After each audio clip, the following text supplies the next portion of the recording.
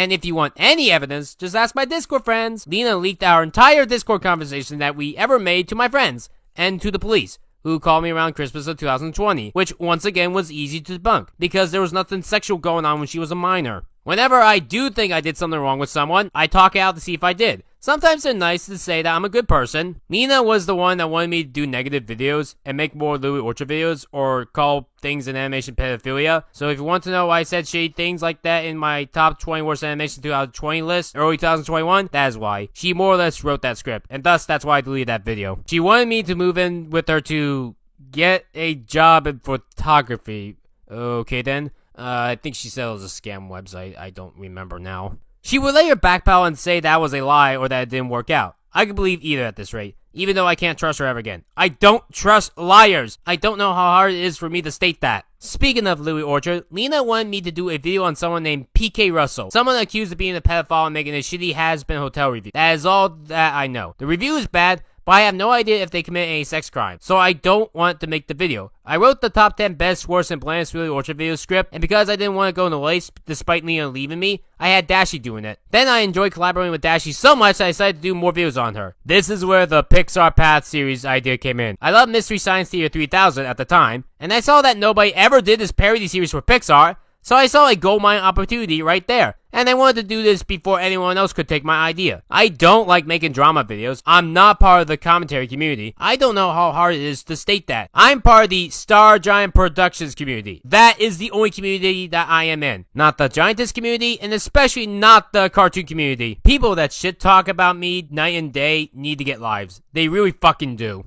Mongrel never let go of that accusation on me, and decided to go after close friends of mine like Dashi the YTB and my girlfriend Leslie for 2 straight years! That's 24 months of not letting the grudge go. I don't know anything present about Nekopan, so people saying that I had a pedophile in my server knowingly for 8 months are all liars. And maybe someday Turkey Tom will make a video on John and I, and this video will have more views than John and I's videos combined in less than 24 hours. Like how he made a video on pedophile bronies, and I got more views than Josh's and Louie's on it combined in less than 24 hours. And no, it's not just Mongrel and Lena that accuse me of being a pedophile. Jettabread's family did it as well. Why did her family do that to me? Because I was going over screenshots of my former artist that was being a creep. But we'll address this in a couple of minutes. That reminds me, you always shit talk people that hate you. Everyone that loves you, you ass kiss. Nope, even people that have loved me I have hated, because they have done horrendous shit. Speaking of which, I once had an artist named Nekopan. All she did was drew a couple pieces of art for me. The most notable one being the top 20 worst Fairy Odd Parents video thumbnail. Oh, I almost forgot. The survivable Super Sid thumbnail that I had John do, Ava, was just because I just wanted to do something fun, to show like exaggeration. Like I was like Timmy Turner's dad, and Mr. Enter was Vicky. And Chicory Cheeses gave the idea for Poof, not me.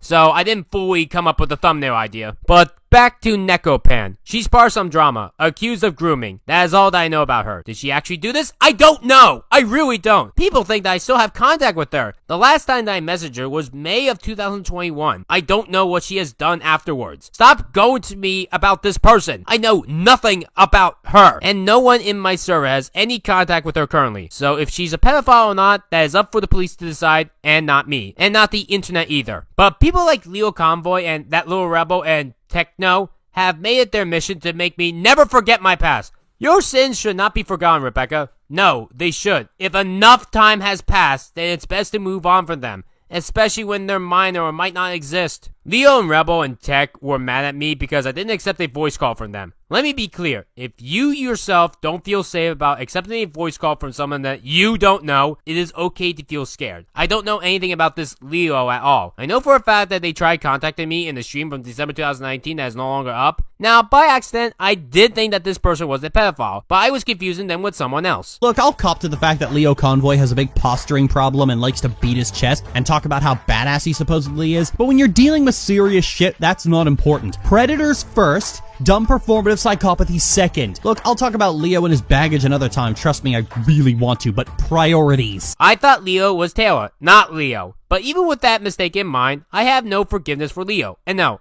I didn't know that Neko was a groomer. Actually, I still don't know. It took you days to remove a child predator when you knew I think it was like... It took you days? Probably, Days? It should have taken you like 5 goddamn seconds!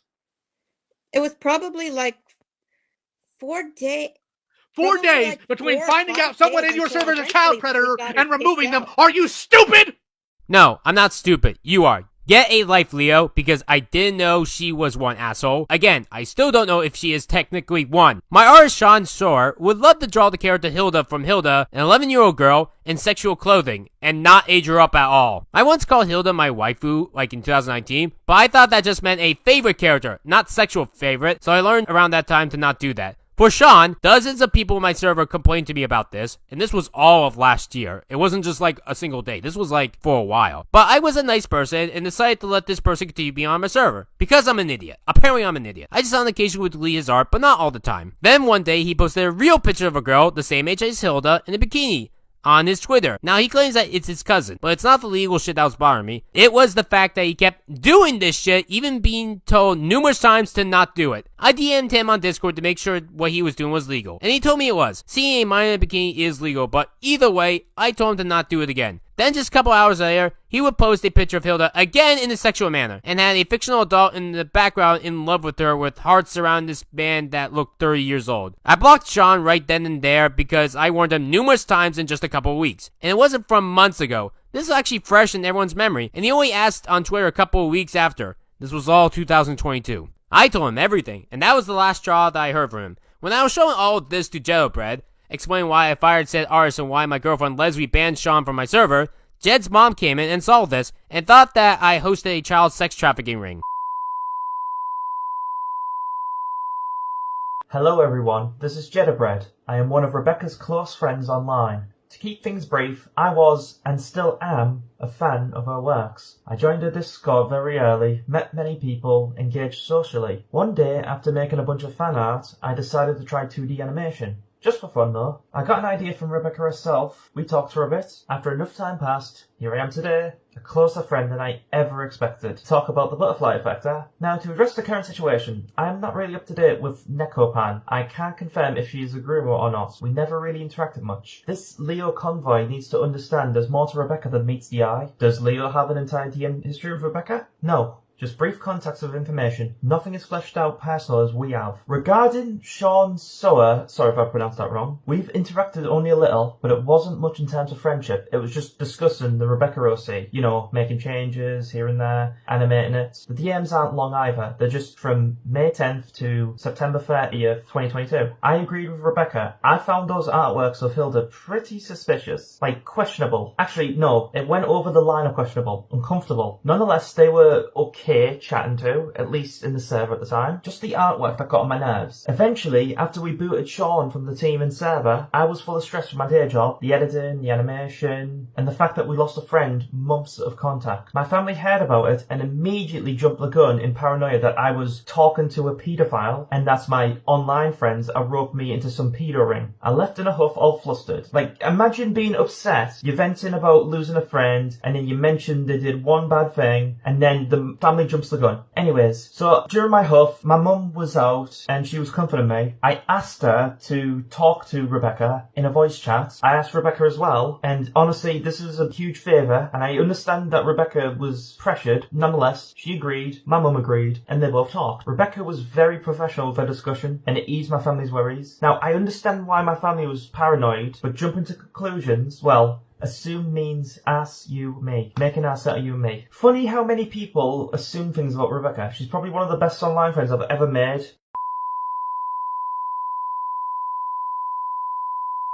But I think it's time that I talk about my home life. It will probably answer a lot about me. Not all of it, but what I can for now. A lot of what makes me, well, me, is my home life. I don't think I've ever been open about it, but I really want to. My older brother is an abuser. I stand by that. Well, the first week I was born, he had to be taken away from him repeatedly trying to hurt me. At one point, my mom claimed that he tried to strangle me. They would later then debunk to saying that's not true, so I don't know what to believe in anymore. I was 2 weeks old, actually. Keep in mind, he is 2.5 years older than I am. My grandparents took care of him for a week, and that did seem to do the trick. But yeah, I guess I should be lucky that I am alive. We lived in the woods and never around people, so my brother would only use me as his only friend. He had no social skills. Social media wasn't a thing yet. Our only neighborhood kid that was my brother's age was a complete weirdo that wanted nothing to do with us. My brother would like to punch me whenever I step out of line, most notably for me eating my boogers. because he believed that he was doing something right and making the world a better place, or even making my life a better place. So he was basically a social justice warrior at the age of 5. He did this because some kid in his class got made fun of for picking his nose, and that gave my brother the logic of him wanting to make sure that I didn't do that same mistake. You can blame my brother for why I don't like the right. In politics, that is. I am left-leaning, for the record. Liberal. Oh, hey, Ryan, you can't be gay because that's Satan worship. Day of silence is wrong. You need to speak up, you fucking Nimrod. Say something. His actual words. I believe I was 17 participating in Day of Silence, and he would increasingly yell at me until I would speak. I gave in speaking before he could start slapping at me as I saw his hand raised. My parents never did much because they were usually too busy for the both of us, especially as we got older. According to my mom, my dad was always ignorant of me as a child. The breaking point, though, was in April 2017, a very close friend of mine died. She was only 20. She died violently in a terrible car accident. Luckily, I wasn't in that car. I don't know if she was drunk or not, but it was bad. At this point, I moved to my mother's house in January 2017 because our old town was terrible. But my old house still had the yearbooks. I asked my brother if I was allowed in. I was. But he got mad at me for taking more than one yearbook, despite them all belonging to me. So he would repeatedly assault me with the yearbooks by smashing my head and my neck. I honestly thought I was going to die. My mom was waiting in the car, as this was about 10 minutes after the funeral. No, I don't know why my family wouldn't allow me to call the cops on him. It must be the same reason why I wasn't allowed to call the police for a police officer pointing a gun at me. And I was 15 when that gun thing happened, 21 for the yearbook thing. If I had to guess, it's because of some complications with my grandfather. And he passed away. Oh, wait, I don't think I verified the 15 thing. So basically, my grandfather was leaving the school with me.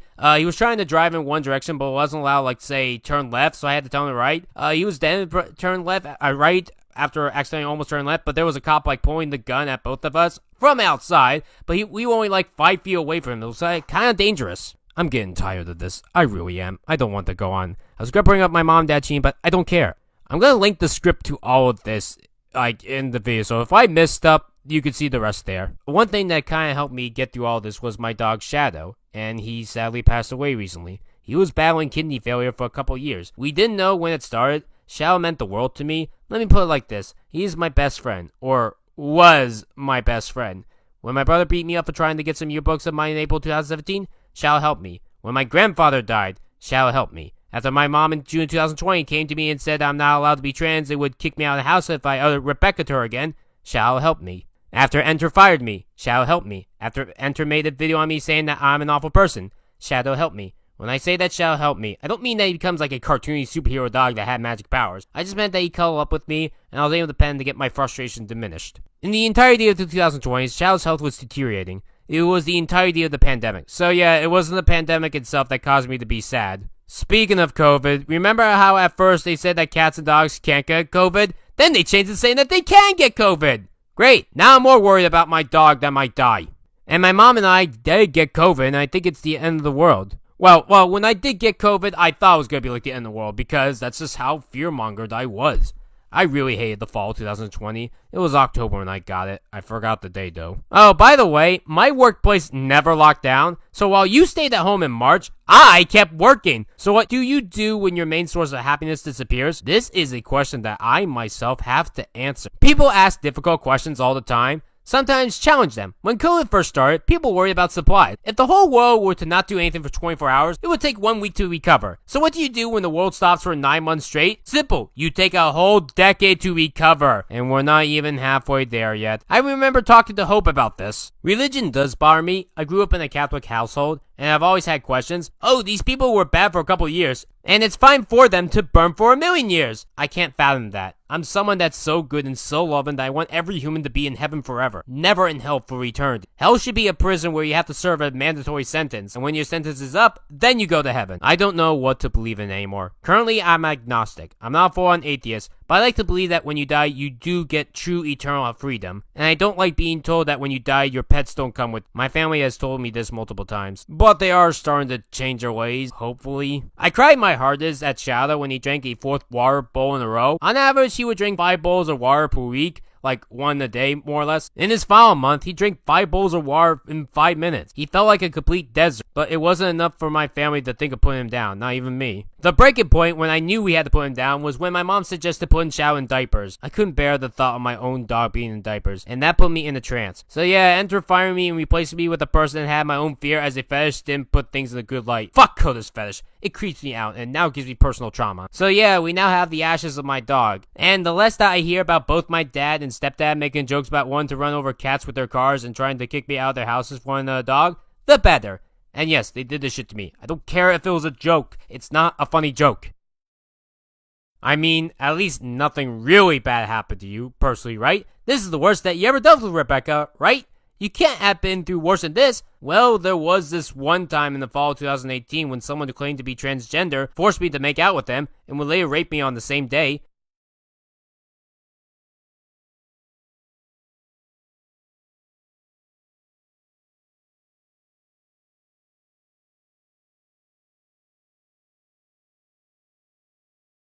She grabbed my ass without permission for over 30 seconds straight, and I'm being 100% serious. That's PTSD that I am still dealing with to this day, almost 5 years later. I want to talk to you 100% real. You probably think that I was mad at Mr. Enter for his entire video. None of that bothers me. I don't care what he says about me. He can say that I'm the worst person ever, or that it will take 4 or 5 whatever years to crawl out of this pit that my personality sits in. Even the lies like the soul thing don't bother me. But there are 2 things that will forever piss me off. What he said about my friends and rape victims. When I got a new editor, people were rejoicing because they thought I was replacing Crimson. Some of them thought that he wasn't working fast enough, ignoring the fact that he has his own videos and his own damn life. If I fed the trolls originally and gave them some kind of reaction, some kind of tell that this was getting to me, well, maybe they would have left the people I knew alone, instead of using them as a— And yet, you then throw Adam under the bus for no reason. There was no reason to make that shitty claim on Twitter, and then never apologize for it. And Matt at least made a video for Adam. We actually do have a comment here from Crimson Mayhem himself. Crimson, I'm sorry if this, really did. I'm sorry if this really put you down. I know that, like, this might be tough for you to watch, but hopefully you did enjoy the rest of the show. But, anyways, he stated here, I am literally sad and depressed how low this has become. I have a few words to describe my extreme disappointment. I swear he was a smart guy at one point. As his former editor, I am honestly on the verge of tears and felt that I ultimately failed him. I wanted to save him from this turmoil. I hate it. I am terribly sorry. Okay, Chrism, I can already say right now that is a bad take, because honestly, this is not your fault. Do not blame yourself for this. This is not because, like, what Mr. Enter has become, this is not because of you. We all know that what you have done great work for Mr. Enter. You've done everything you can in order to make not just your work, but his work to be great as well. You've done everything possible that you can. And I know you get that feeling that what you have done may not necessarily be enough, but that is not your fault. You've done whatever you can, and in your mission of what you tried to do, it is already successful as is. It's just that the situation that you have faced is much worse than anyone could have ever expected. So I just want to say this, Crimson, this is not your fault whatsoever. I know you're a good dude, and I do believe you when you say that he was a smart guy before he went on his whole anti-woke and anti-mask brigade, that he was actually intelligent at one point. I do believe you that. And I'm sure that that smart Mr. Enter of him is still inside. There's just so much hate and pain that is with him that needs to be get rid of in order to find that. I once helped my dad in a rape household, as in a place that helps people that have been raped, and other problems, like single mothers. Apparently it became a whole family thing at the turn of the decade, but that's not important now. And even at places that I've worked, I have made friends with people that are rape survivors. And from what they have told me, as in, not my words at all, they rather have been murdered than to go through rape, as they mentioned multiple times that the rape that they went through was the worst experience of their life. Now, why am I associating rape with John?